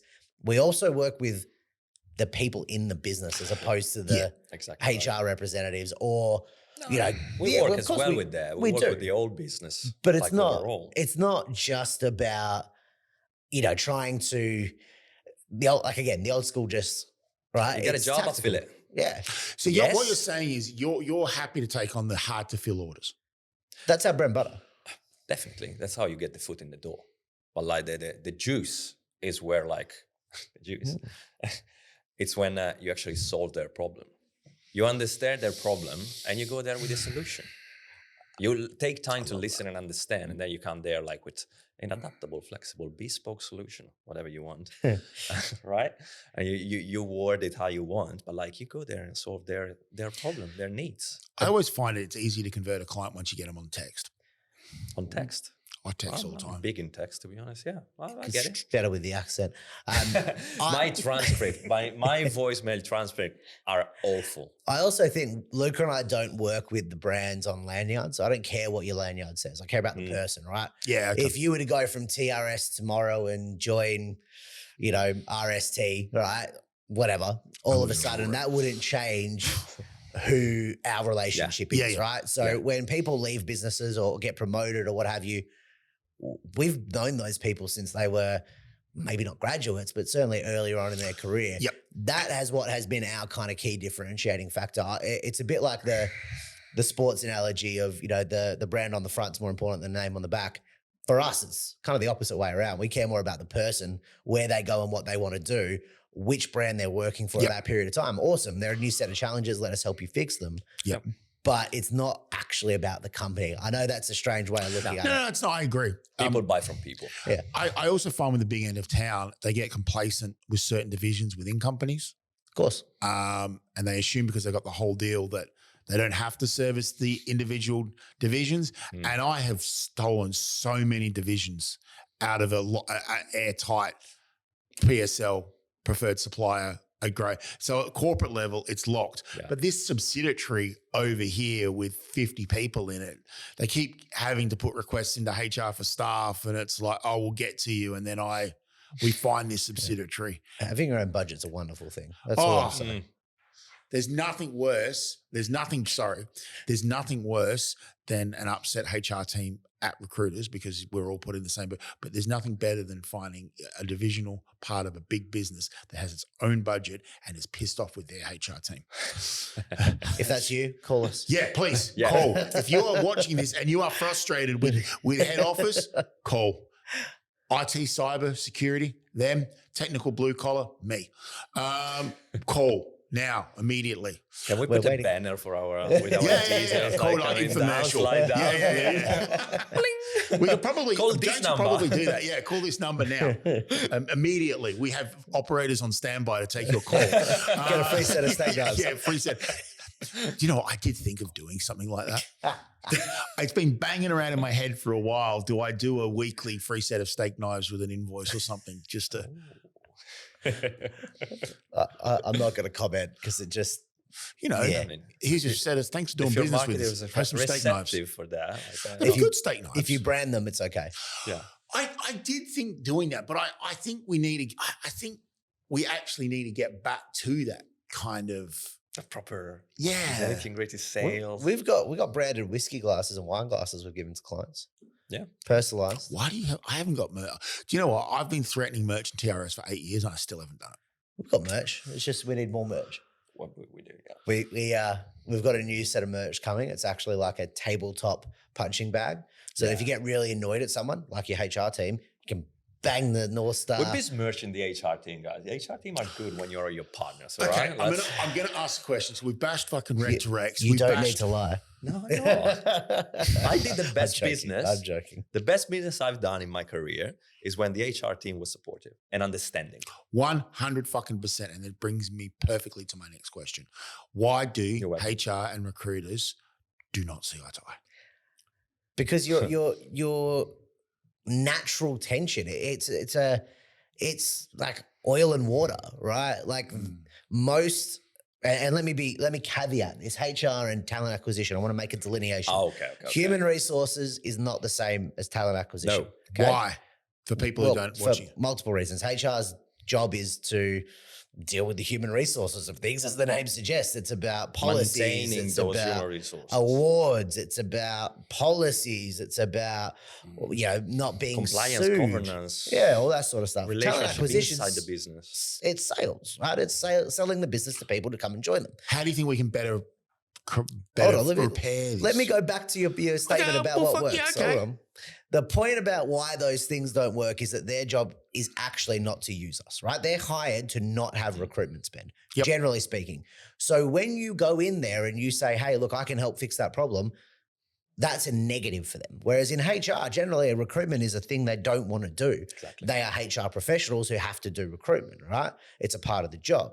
Talent acquisition professionals understand where their caveat lies about what they can and can't do. Let's say you're a manufacturing company, right?